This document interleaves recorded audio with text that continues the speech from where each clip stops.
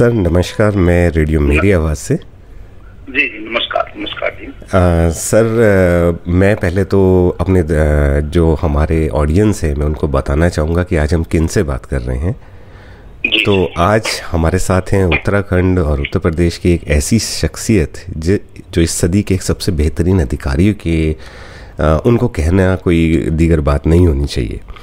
एक perfect educationist हैं, एक सोशल रिफॉर्मर हैं। तो मैं आज आपकी मुलाकात करवाना चाहूँगा, बातचीत शुरू करना चाहूँगा एक अपने समय के पीसीएस एजुकेशन और आज के डिप्टी स्टेट प्रोजेक्ट डायरेक्टर समग्र शिक्षा उत्तराखंड से जी श्री आकाश सारस्वत जी से। तो सर नमस्कार आकाश जी। नमस्कार जी। नमस्कार सर। लिटिल हेल्प और रेडियो मेरी आवाज़ के संयुक्त तत्वाधान में चलाए गए इस कार्यक्रम में एक व्यक्तिगत परिचय अबाउट एंड बियॉन्ड में आपका बहुत बहुत स्वागत है सर। सबसे पहले सर मैं चाहूँगा कि आप हमारे सभी सुनने वालों को बताएं कि आप कहाँ से हैं, आपका नेटिव प्लेस कहाँ से है और आपकी शिक्षा दीक्षा कहाँ कंप्लीट हुई है सर? दरअसल जनपद मेरठ जी में तहसील पड़ा करती थी, अब आजकल जनपद के रूप में ही है हापुड़। जी सर, जी सर, जी सर। हापुड़ के पास में हापुड़ और गढ़मुक्तेश्वर के बीचों बीच एक गांव पड़ता है बक्सर सिंभावती। जी जी जी जी जी। मैं मूल रूप से बक्सर का रहने वाला हूँ। ओके। और चूंकि हमारे गांव में ही सारी शिक्षा की व्यवस्थाएं उपलब्ध थी, इंटरमीडिएट कॉलेज, डिग्री कॉलेज जी, तो मेरी जो स्कूलिंग है वो बिल्कुल गांव से ही हुई। वेरी नाइस जी। और उसके बाद स्कूलिंग के बाद मैंने अपनी सारी शिक्षा स्वाध्याय के बल पर की। ओके। और उसी क्रम में मैंने फिर सिविल सर्विसेज की तैयारियां की। जी जी जी। जिसमें स्टेट सेंट्रल दोनों सिविल सर्विसेज के मैंने मेंस इंटरव्यू वगैरह दिए। जी। सन 1997 में जी मेरा पहले चयन हुआ बाल विकास व पुष्टाहार विभाग में उत्तर प्रदेश में। जी। जिला कार्यक्रम अधिकारी, बाल विकास परियोजना अधिकारी का जो है एक एग्जाम कंडक्ट किया था उत्तर प्रदेश लोक सेवा आयोग ने। जी जी। तो उसमें मेरा सबसे पहले चयन हुआ। जी। और कुछ समय मैंने सहारनपुर में भी सेवाएं की। अच्छा जी। जी। बाल विकास विभाग में। जी जी। मैं देवबंद में बाल विकास परियोजना अधिकारी का प्रभार भी मेरे पास था और मैं प्रभारी जिला कार्यक्रम अधिकारी भी कुछ समय रहा। Okay okay. उसके बाद मेरा फिर अगले वर्ष जी 98 में जी उत्तर प्रदेश पीसीएस के थ्रू मुझे जिला बेसिक शिक्षा अधिकारी पद पर मेरा चयन हुआ। वेरी नाइस जी सर। उसके क्रम में मैं जिला बेसिक शिक्षा अधिकारी नैनीताल रहा। Okay okay. उसके बाद उत्तराखंड बनने के बाद मैं प्रधानाचार्य राजकीय इंटर कॉलेज पाटकोट नैनीताल में रहा। जी जी। उसके बाद उत्तराखंड में अपना स्ट्रक्चर, एजुकेशन स्ट्रक्चर चेंज किया। जी जी। और जो सीनियर अधिकारी थे उनको खंड शिक्षा अधिकारी के पद सृजन करके खंड शिक्षा अधिकारी के पद पर मेरी तैनाती हुई सितारगंज। Okay okay. जिसमें कक्षा 1 से 12 तक की समस्त शिक्षा व्यवस्था सम्मिलित होती थी। जी जी। उसके बाद मैं जनपद बागेश्वर में गरुड़ में खंड शिक्षा अधिकारी के पद पर ही रहा। जी जी। विकास खंड कपकोट का भी एडिशनल मेरे पास चार्ज रहा। जी जी। उसके बाद मैं जिला शिक्षा अधिकारी बागेश्वर के पद पर रहा। अरे वाह सर। जी सर। जो उत्तराखंड का बहुत रिमोट जिला है सर सर सर। और वहाँ चूंकि मेरा कार्यकाल बहुत लंबा रहा, 7-8 साल का कुल मिला के। जी जी। तो वह मैंने शिक्षा में कुछ प्रयोग किए। अच्छा जी सर। जैसे बहुभाषी प्रार्थना सभा। हाँ हाँ हाँ हाँ। सोमवार मंगलवार हिंदी में प्रार्थना सभा, बुधवार वहाँ की लोकल लैंग्वेज कुमायूनी है। जी जी। उसमें, और बृहस्पतिवार संस्कृत में और शुक्र शनिवार इंग्लिश में। Okay okay. जनपद के समस्त राजकीय विद्यालयों में लागू की। जी जी जी। इंग्लिश मीडियम स्कूल शुरू किए जनप्रतिनिधियों के सहयोग से, और पूरा विकास खंड गरुड़ की जो प्राइमरी एजुकेशन है वो इंग्लिश मीडियम में चेंज कर दी। जी। इसके अलावा कुछ मॉडल स्कूल डेवलप किए जिसका परिणाम आज भी आ रहा है। जैसे मॉडल स्कूल कपकोट का जिक्र करना चाहूंगा जी। वहां से आज भी प्रत्येक वर्ष 3-4 बच्चे, जो कि गवर्नमेंट का प्राइमरी स्कूल है, 3-4 बच्चे सैनिक स्कूल घोड़ाखाल में जा रहे हैं कक्षा 6 में। ओके सर, कौन सा स्कूल बताया आपने अभी? राजकीय आदर्श प्राथमिक विद्यालय कपकोट, बागेश्वर। अच्छा, बागेश्वर। जी सर, जी सर, जी सर।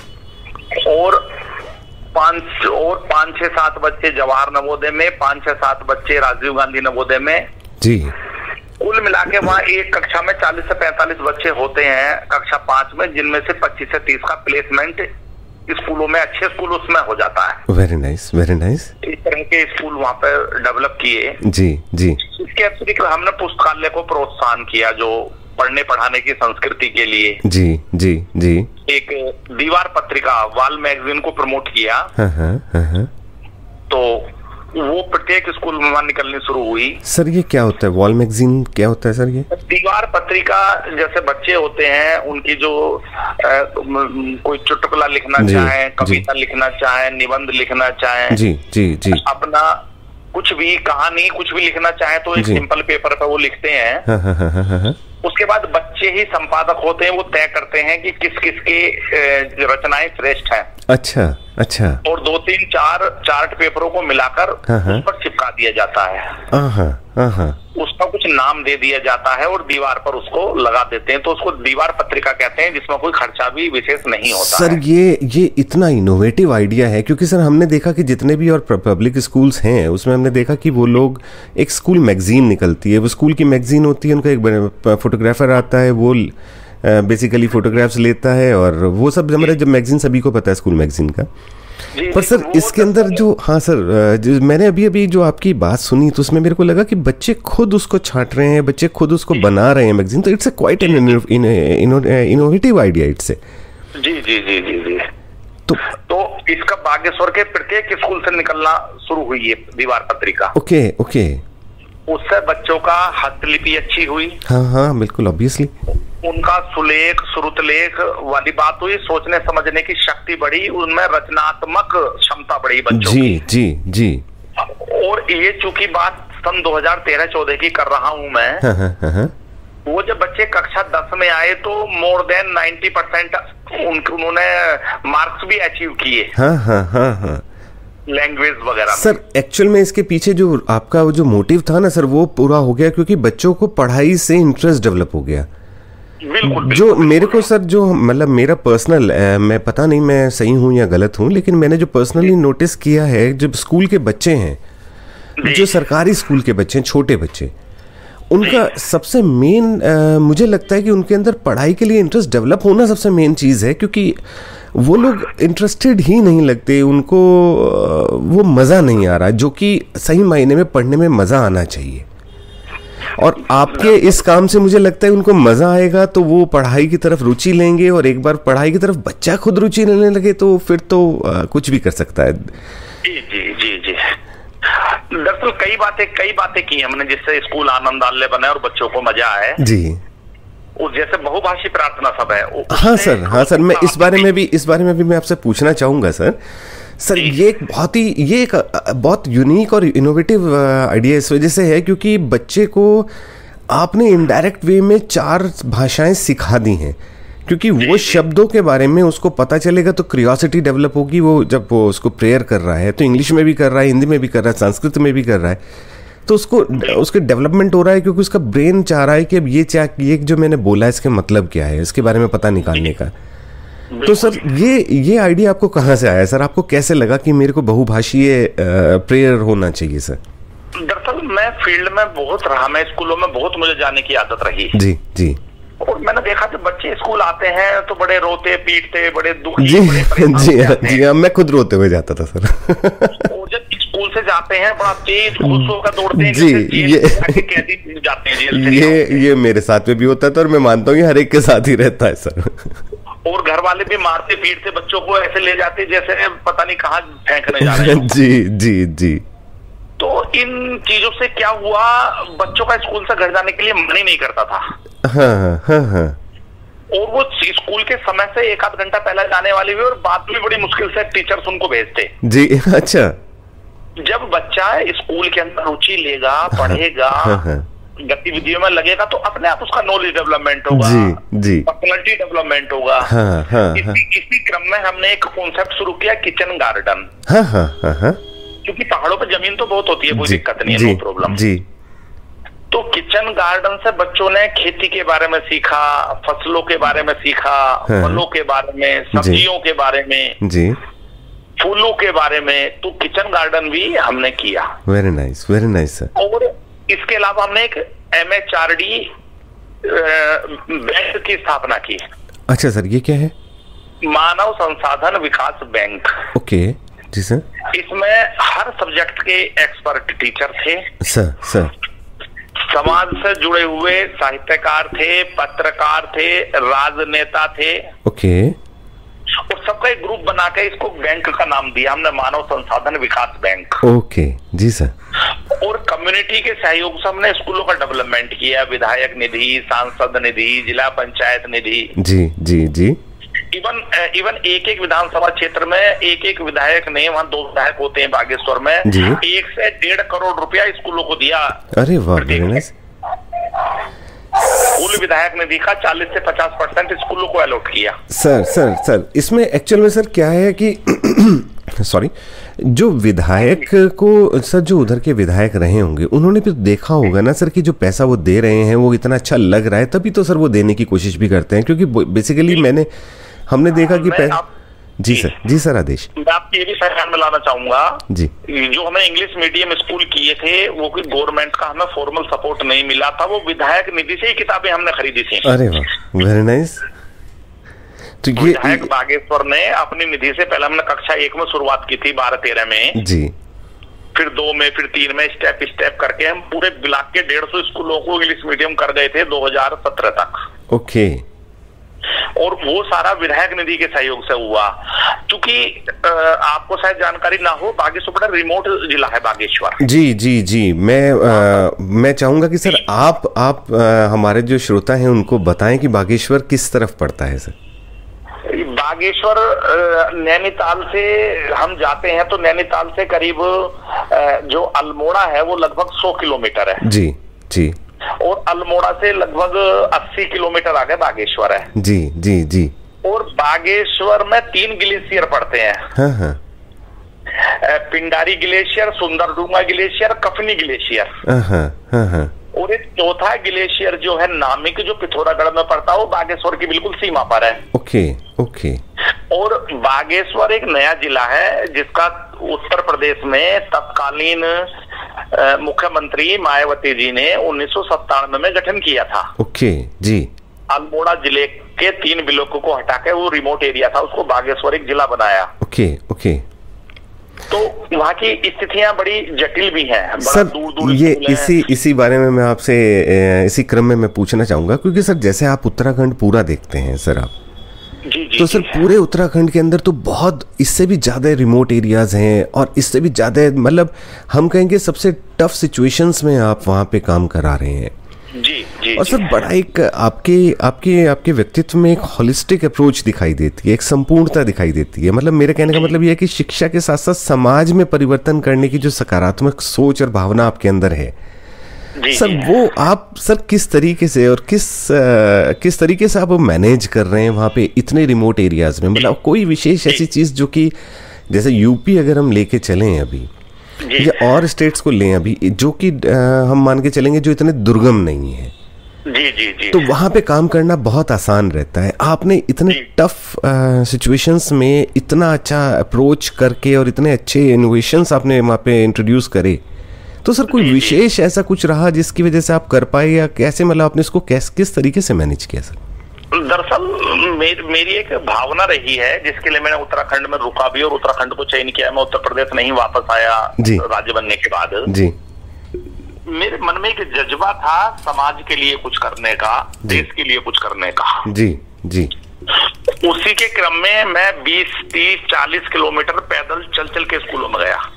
ओह गॉड सर, बोलना बहुत आसान हो जाता है 20-30, अगर पब्लिक को हम बताएं कि 20 किलोमीटर चलना पहाड़ों पे, पहाड़ों पे वो भी। बहुत मुश्किल काम होता है कि अगर आप 20 किलोमीटर पहाड़ों पे चलने की बात कर रहे हैं और जॉब के लिए। सर हमने आज तक यही नोटिस किया कि लोग बाग अपने जॉब को एज ए जॉब देखते हैं, वो सोचते हैं कि बस हमारा काम हो जाए किसी तरीके से, और वो जो उसको निपटाने की बात कर रहे होते हैं। जी जी जी सर। तो क्योंकि मेरे मन में जज्बा था और मैं कुछ करना चाहता था, इसलिए मैंने किया। और बागेश्वर जनपद में 414 ग्राम सभाएं मैंने प्रत्येक का भ्रमण किया। अच्छा। और मैंने स्कूल्स में और जगह जगह मीटिंग्स में, जगह जगह टीचर ट्रेनिंग्स में व्यसन मुक्त समाज की बात की। सर आपकी बात समझे तभी तो हम इतना आपका नाम सुना, तभी तो सर हमने आपको इंटरव्यू के लिए सोचा कि ऐसे बंदे का पता होना चाहिए। सर आप एक मॉडल बन सकते हैं यहाँ के सभी टीचर्स और अधिकारियों के लिए, क्योंकि हम ये मान के चलें कि जो इंसान मैं अपने श्रोताओं से कहना चाहूँगा कि आप एक चीज़ सोच के चलिए कि जब हम इतने आसान सी सिचुएशंस के अंदर हम काम नहीं कर पा रहे होते, हम कहते हैं कि यार बड़ा मुश्किल काम है। आप मुश्किल वहाँ देखिए जहाँ पे कि पहाड़ों पे, दुर्गम इलाकों में, जहाँ पे जाना बहुत मुश्किल है, आप पानी नहीं है, जाने के लिए साधन नहीं है, वहाँ पे अगर हम काम कर पा रहे हैं तो वहाँ जॉब का जुनून, काम का जुनून आपको कभी पीछे नहीं होने देगा। आपको हमेशा आगे बढ़ने के लिए सामान की ज़रूरत नहीं होती, आपको बढ़ने के लिए केवल एक जज्बे की ज़रूरत होती है, और हम सीख सकते हैं आकाश जी से। सर मैं एक और चीज़ आपसे पूछना चाहूँगा सर। जैसे यहाँ पे अगर हम देखते हैं सर, जैसे आज की तारीख में अगर हम लें कि जैसे अब कोविड का टाइम चल रहा है जी, और बड़ा इस टाइम पे बड़ी एजुकेशन को लेके बड़ा एक जद्दोजहद हो रही है कि सब ऑनलाइन एजुकेशन के ऊपर हमारी मजबूरी भी हो चुकी है और अभी लोग बाग शिफ्ट भी हो रहे हैं जी। तो सर ऐसे समय में सर क्लासरूम टीचिंग को क्या रिप्लेस कर पाएगी ऑनलाइन टीचिंग? ऑनलाइन टीचिंग कभी भी टीचर्स को क्लासरूम प्रोसेस को कभी भी नहीं उसका स्थान ले सकती है। जी सर। आप हैरानी की बात मानेंगे, हम ऑनलाइन टीचिंग कर रहे हैं पिछले 3-4 महीने से। जी सर। जी सर। मोर देन 50% छोटे बच्चों का विजन डाउन हो चुका है। ओके। हाँ सर ये बात तो फैक्ट है। 15 से 20 वर्ष तक के जो आयु वर्ग के बच्चे हैं वो मोर देन 50% डिप्रेस हो चुके हैं, डिप्रेशन में जा रहे हैं। ओके। और छोटे बच्चे गफलत में है, वो समझ नहीं पा रहे क्या स्थिति चल रही है। हाँ, छोटे बच्चों को तो कंफ्यूजन। जी। ऐसे में माता पिता की भूमिका बड़ी महत्वपूर्ण हो जाती है। जी। ऑनलाइन एक लिमिटेड हो सकता है, लेकिन इस समय स्वाध्याय ज्यादा महत्वपूर्ण है। जी। किताबों को कभी भी डिजिटल रिप्लेस नहीं कर सकता है। जी, ये बात मैं भी मानता हूँ सर, ये बात मैं भी मानता हूँ। किताबों का कोई ऑप्शन नहीं है, शिक्षक का कोई ऑप्शन नहीं है। जी। लेकिन वर्तमान स्थितियां जितनी जटिल हैं और इस समय एक बहुत बड़ा संकट आया हुआ है। जी। उस समय बिल्कुल ब्रेक ना हो जाए, मात्र इसकी खाना पूरी करने के लिए ही हम ऑनलाइन शिक्षण की बात कर रहे हैं। जी। और मुझे बड़ी खुशी है कि अभी कुछ दिन पहले MHRD ने गाइडलाइन निकाल दी है। जी। जो फीस लेने के चक्कर में प्राइवेट स्कूल पूरे दिन ऑनलाइन वो करा रहे थे। जी। शिक्षण और बच्चों की स्थिति बड़ी खराब होती जा रही थी। जी हाँ। तो उसने गाइडलाइन जारी कर दी है कि किस क्लास में मात्र कितने समय कराना है। ओके। तो अब शायद सिस्टमेटिक हो जाएगा। जी। MHRD का कहना है कि जो प्री प्राइमरी क्लास है जी उसमें आप मात्र 40 मिनट के 2 पीरियड बच्चे को पर डे ऑनलाइन करा सकते हैं। ओके। और कक्षा 1 से लेके 8 तक सर 45 मिनट के मात्र 3 पीरियड करा सकते हैं। ओके। और 9, 10, 11 में उन्होंने 5 पीरियडों की बात की है बड़े बच्चों के लिए। अच्छा सर, ये गाइडलाइन इशू हो चुकी है? ये गाइडलाइन MHRD की इशू हो गई है, स्टेट गवर्नमेंटों को चली गई है सबको। ओके। और कारण क्या है? अपनी फीस वसूलने के चक्कर में प्राइवेट स्कूल ज्यादा से ज्यादा ऑनलाइन करा रहे थे। जी। वो बच्चों को भी नहीं देख रहे थे कि बच्चों की क्या स्थिति है। जी। वो कुछ कैच कर पा रहे हैं, नहीं कर पा रहे हैं। लेकिन ऑनलाइन के एजुकेशन में ये MHRD ने बड़ा ही एकदम क्रांतिकारी निर्णय लेकर पूरे स्टेटों को दिया है। सर एक चीज और मैं आपसे। जी हाँ सर, प्लीज आदेश। जी। सर आपकी मानेंगे सर कि जिस एक समाज का एक चौथा पायदान मीडिया होने के नाते है सर, मैं मानता हूँ कि अध्यापक सरकारी हो या गैर सरकारी, समाज के वर्ग का कोई ना कोई हिस्सा सभी काम मिलकर एक साथ करते हैं, तभी वो चीज़ आगे बढ़ भी रही होती है। तो सर रेडियो मेरी आवाज़ और लिटिल हेल्प के ज़रिए समाज को, शिक्षक वर्ग को, जो सर जितने भी टीचर्स हैं, जो कि चाहे सर वो सरकारी हों या गैर सरकारी हों, सर आप ऑब्वियसली सर आप एक मॉडल हैं, आप सब लोग आप जैसा बनना चाहेंगे। और सर सही बताएं तो मैं बहुत बड़ा फ़ैन हुआ हूँ आपका, आप जैसा तो मैं चाहूँगा कि काम का जुनून इतना ही होना चाहिए। तो सर मैं चाहूँगा कि आप सर कोई बिल्कुल आखिरी में, क्योंकि समय की अभी थोड़ा सा हमारे पास में कम है, तो सर मैं चाहूँगा कि समाज के शिक्षक वर्ग को आप समाज को और शिक्षक वर्ग को आप क्या संदेश देना चाहेंगे, एक ऐसा संदेश जिससे वो कुछ करने के लिए आगे उनको मोटिवेशन मिले सर। जी सर। दरअसल मैंने जो इतना सब कुछ किया तो MHRD ने मुझे नेशनल अवार्ड भी दिया। ओके। 2015 में। अच्छा। उसके बाद मैंने एक नया इनोवेशन शुरू किया, सामूहिक जन्मोत्सव कार्यक्रम। ओके। जिस महीने में जितने बच्चे पैदा हुए हैं, महीने के अंतिम कार्य दिवस को उनका बर्थडे वैसा ही मनाना जैसे टीचर अपने घर में मनाते हैं, अपनी जेब के खर्चे से। अच्छा। और ये पूरे बागेश्वर जनपद में शुरू हुआ और अब बहुत सारे उत्तराखंड के जनपदों में टीचर स्वैच्छिक रूप से कर रहे हैं। ओके जी सर। अब आपने जो आपकी बात की थी, मैं उसके बारे में कहना चाहूंगा। सबसे बड़ी चीज है चरित्र निर्माण सर, व्यसन मुक्त समाज। जी और शिक्षा। जी। शिक्षा का कोई विकल्प नहीं होता, सफलता का कोई शॉर्टकट नहीं होता। बिल्कुल। और अच्छा इंसान बनाने का हम प्रयास करें, ना कि अच्छा अधिकारी। जी सर। यदि अच्छा इंसान बनेगा तो सब कुछ अच्छा बन जाएगा। जी। और बच्चों पे अपनी महत्वाकांक्षाएं ना लादें। जी। आप जीवन में नहीं जो कर पाए, बच्चे के ऊपर न उस बोझ को डालें। हाँ। और शिक्षकों के लिए ये बड़ा पवित्र व्यवसाय है, बड़ा पवित्र पेशा है। जी बिल्कुल, ये शुरुआत से माना जाता है हमेशा। कर्म से सम्मान मिलता है, पद से कभी नहीं मिलता। सर बेहतर कर्म करें, जो एक दायित्व समाज ने दिया है उसे जरूर पूरा करें। बेहतर बच्चों को शिक्षा दें शिक्षक। जी। और अभिभावक और शिक्षक और समुदाय बेहतर तालमेल से एक मजबूत शिक्षा की नींव रख सकते हैं। सर। और शिक्षा वो शस्त्र है जो रंक को भी राजा बना सकता है। बिल्कुल।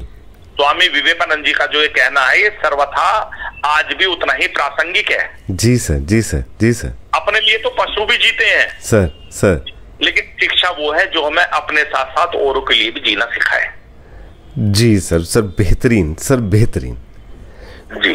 तो मैं इसी के साथ आज के अपने कार्यक्रम बियॉन्ड अबाउट एंड बियॉन्ड में आपका इसको इतिश्री करता हूँ। और आज हमारे जो हमारे गेस्ट थे और जो हमारे ऐसी बेहतरीन शख्सियत थे, मैं उनसे विदा चाहता हूँ और साथ ही चाहता हूँ विदा रेडियो मेरी आवाज़ के आज के कार्यक्रम से। ओके सर, धन्यवाद सर, थैंक यू।